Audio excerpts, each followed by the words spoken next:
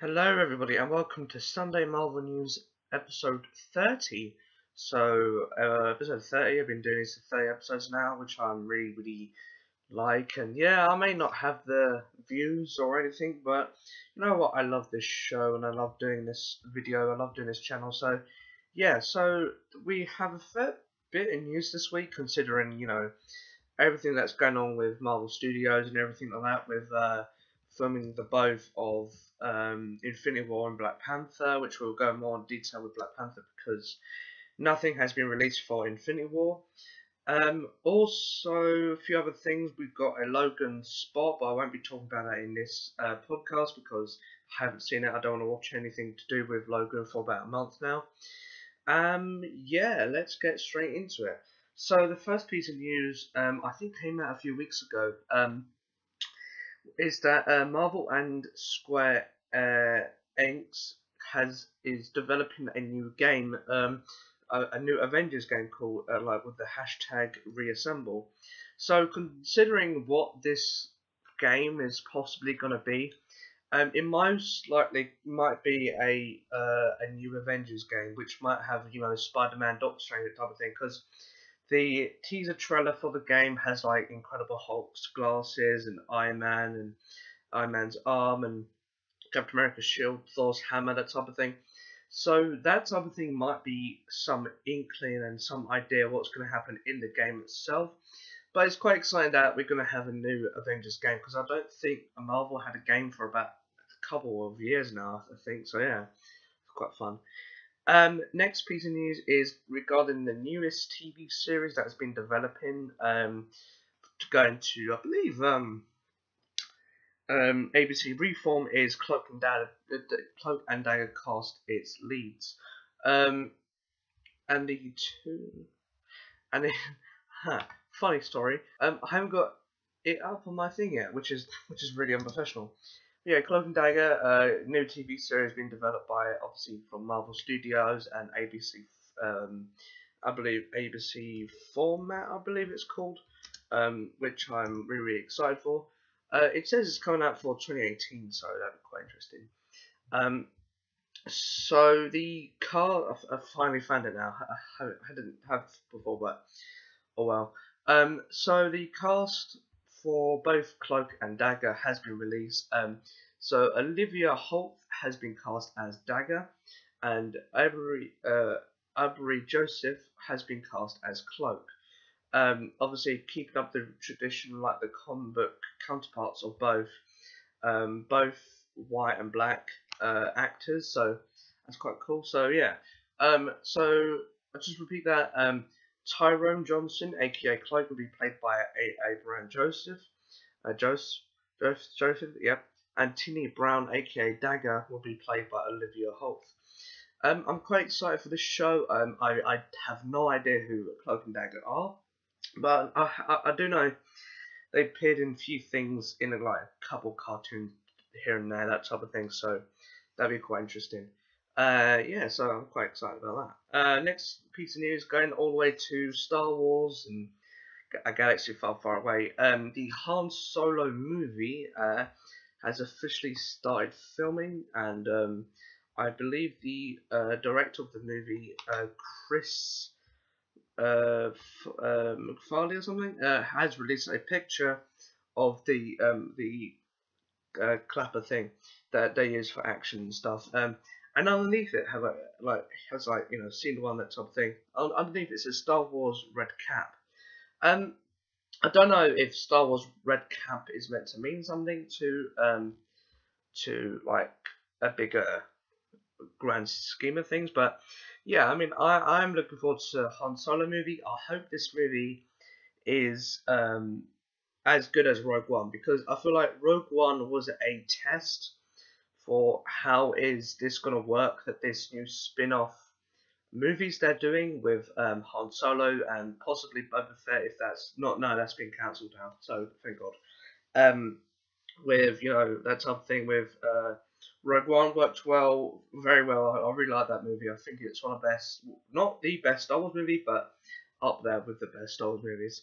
So Rogue One was great. It was a great experimental risk, that type of thing. Han Solo, I'm a bit worried about. Obviously, you have a really good cast. You have Donald Glover as Lando Calrissian. You have Emilia Clarke. You have Adrian Eckenhart as the main character Han Solo. So, yeah, I have faith in this movie, but I do feel like it's going to be a bit of a weird thing because I think prequel movies are, especially what they did with Lucasfilm in the early 2000s.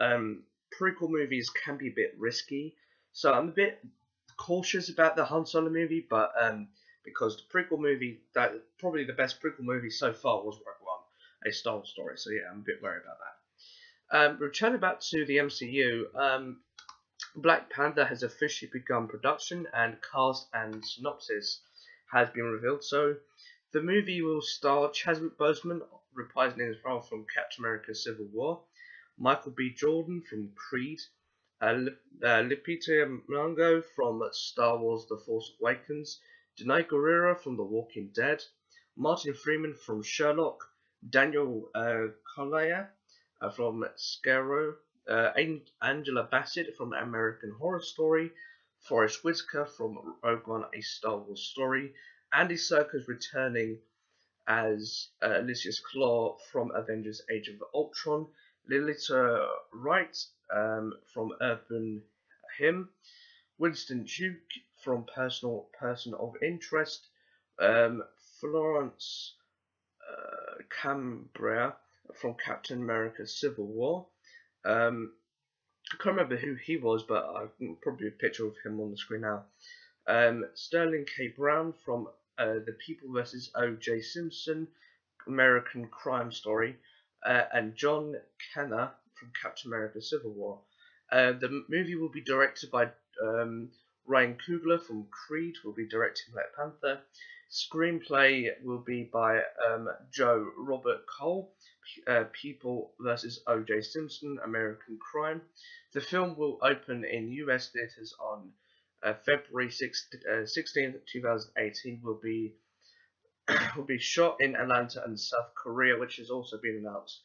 The plot synopsis for the movie reads as this: Black Panther follows T'Challa, who, after the events of Captain America: Civil War, returns home to the isolated, technologically advanced African nation of Wakanda to take his place as king.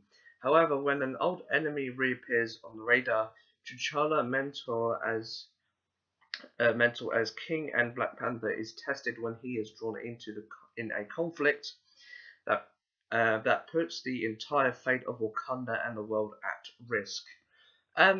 Yeah, this movie's got. It's been announced that it's been loosely based on the Nation Under Our Feet, a book, which I have, but I haven't read it yet or reviewed it yet, which I will do for the channel. Yeah, it just sounds like a political intrigue movie. I think when they say somebody is coming back to enemy reappears, I think that's talking about Killmonger, and I feel like Killmonger is going to be the main villain, but I feel like Andy Serkis's Lucius Claw is going to be the secondary villain, supplying weapons and that type of thing, like he did in Avengers: Age of Ultron. So that type of thing is quite interesting. That voice, what was weird? Entire fate of Wakanda and the world at risk. Yeah, I can see where that's coming from with the whole vibranium getting out there, that type of thing, and that seems quite interesting and that type of thing. And so it's probably going to be like a race war between Killmonger and Black Panther, T'Challa having a balance between being a king and being the Black Panther, a superhero, that type of thing. So yeah, quite interesting stuff. Yeah, I'm so looking forward to this movie. I feel like this movie, when it comes out in February next year, which I'm so excited for, we might win awards and stuff because it has loads of great actors, Oscar-winning actors, that type of thing. Forrest Whitaker, Angie Bassett, just to name a few, just absolutely phenomenal. Yeah, returning to the world of Star Wars, Episode 8 has been titled The Last Jedi. Episode 8, The Last Jedi. interesting title for an interesting movie coming up after Force Awakens, which is personally my favourite Star Wars movie so far. Even though Episode 4, then 7, then Rogue One, which are my favourite Star Wars movies. The Last Jedi, I like the title. I do have some predictions for this. I feel like with the title of The Last Jedi, I have some predictions about this. The Last Jedi is referring to somebody in the Star Wars universe, like Luke Skywalker, Rey, or Kylo Ren. And I feel like Kylo Ren might be the Last Jedi because I feel like now that we're in a new era of Star Wars, and they killed off Han Solo, Princess Leia is still alive. Well, the characters, but the actress sadly isn't with us anymore. I feel like they're killing off the characters slowly. So I feel like in this next movie coming up in December, which I'm so looking forward to, I feel like they're gonna kill off Luke Skywalker, have Rey to be do what they did with Kanan in the Rebels TV series. Her as like have to become the last Jedi, but then in Episode 9, Kylo Ren will fight Rey to the death, possibly to become the last Jedi, that type of thing. And I feel like at the end of this saga, I feel like Episode 9 might be the final Star Wars movie. I don't want to say it because it might not be true. But I feel like it'll be fitting if Kylo Ren is the last Jedi and Rey just forgets about him. You know, they slay Snoke together, that type of thing, which is quite interesting to think about. But you know, quite interesting. Bit of weird casting news for the Inhumans TV series. Alicia Rostova is eyed for the Inhumans TV series. If you don't know, this actress was in Arrow season 4. She played a Russian victim, like she was being kidnapped from Russia, that type of thing, and that's where the storyline with Arrow is going in that show. So this actress, I'm not too familiar with her, but it's been rumored that she might play Medusa. But you know, I can see it. I don't mind the casting of her. I just haven't seen her in anything apart from Arrow. That's about it. And she's okay in Arrow, I suppose. But people are so angry about her being a lead in a Inhumans show. I don't mind it because it's like, okay, that's cool. Yeah, I mean, you know, we've had people swapping sides with Marvel and DC before. You know, just it's her going into another property, that sort of thing. With her being Medusa, I kind of see it. That might be interesting casting. See what they do with Black Bolt, that type of thing. And yeah, overall, I'm just excited for the show, and you know, whoever's going to be casting, I'm pretty sure is going to be good. And speaking of cast, bring it segue. The Runaways, the new Hulu TV series, has officially cast its cast of characters that made no sense in my head, but okay. I believe there's more people, but this is what things I got. So, Renée Flitz has been cast as Alex Wilder. Lucia Okono has been cast as Nikia Minora. These names are difficult. Angela Bear has been cast as Gret Yorks. Okay. Greg Scullin has been cast as Chase Stein. And Angela Akra has been cast as Molly Hendrissa. These names are difficult to pronounce. Yeah, The Runaways, I am looking forward to the TV series. I believe it's coming in maybe next year or late this year, the type of thing. For the mid-season break for the Inhumans and potentially Agents of S.H.I.E.L.D. mid-season if it comes back.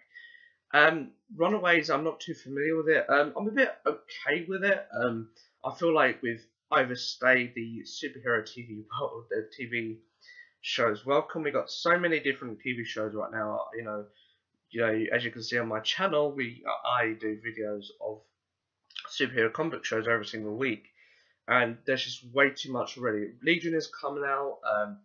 Humans, I feel like the Runaways can be put off for a little while. because I don't need any more Marvel-based TV series anymore, especially with DC as well, with Black Bolt and everything. But yeah, but I am interested in it. But I'm not really too bothered about Runaways. I'm more interested about Inhumans. That's about it. Yeah, Runaways is an interesting thing, but let's see how it plays out. So yeah, thanks for watching this episode of Sunday Marvel News, episode 30, and remember to like, favorite, and subscribe, and check out more of my videos on the screen right here. And I will see you guys next time for another one.